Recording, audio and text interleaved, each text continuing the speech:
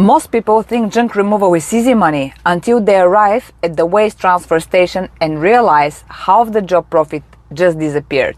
Make sure you watch until the end of the video because I'll be giving you a bonus tip for beginners that can help you start junk removal much easier, faster, and with fewer expensive mistakes. One thing a lot of people don't realize when starting junk removal is that disposal costs can completely change your profit. Not all waste charged the same at waste transfer stations. General mixed waste is usually one of the most expensive categories.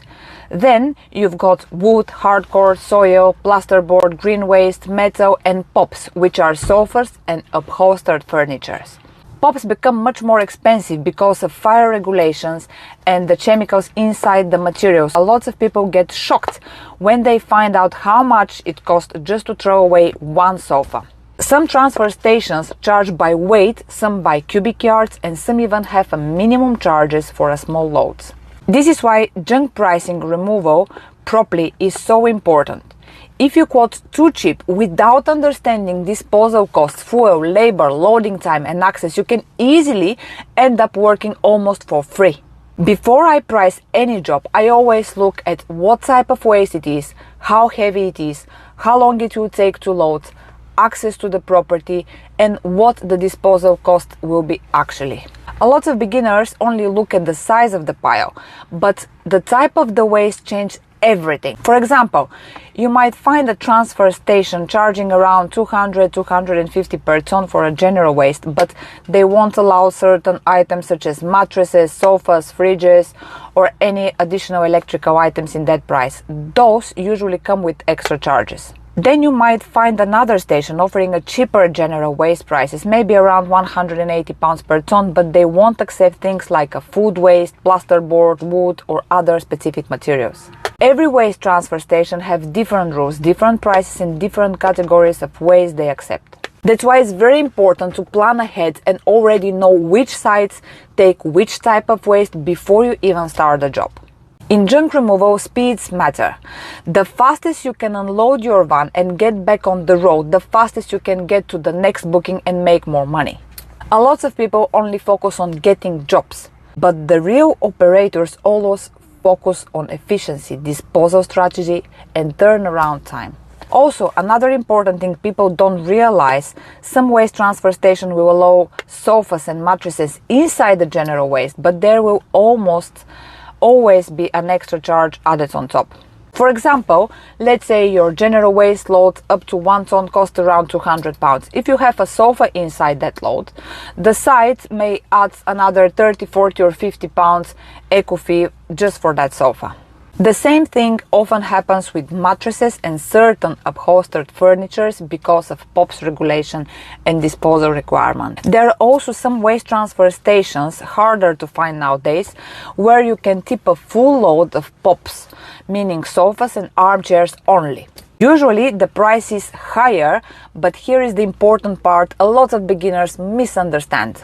A full van of sofas and armchairs will almost never reach 1 ton in weight, no matter how packed the van is. Depending on the type of the sofas, most full loads are usually somewhere between 400 to 800 kg.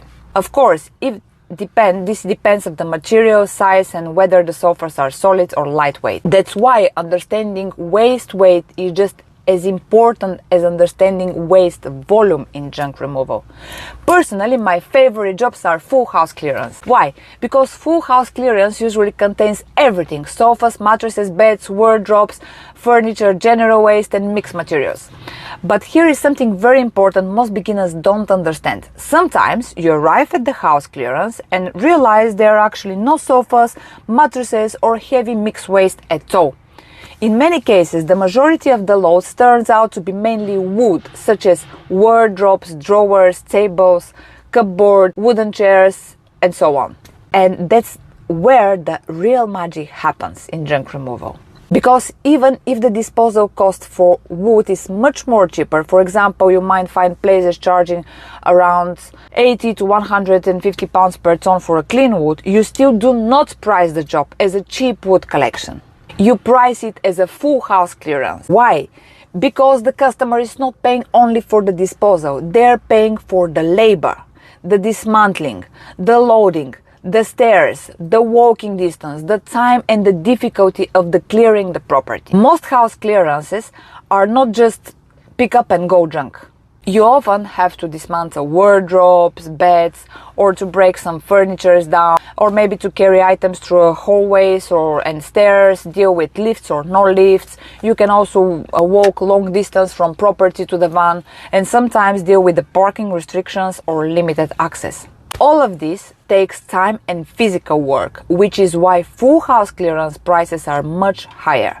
Personally, my full house clearance prices usually start from around 850, that's the lowest. Once I receive photos or a video of the property, I then give a fixed quote after checking which floor the property is on, whether there is a lift or not, how close the van can park, if there is any access restrictions, loading difficulty, and overall amount of labor involved. The more information you collect before the job, the easier it becomes to actually accurate price the address and protect your profit.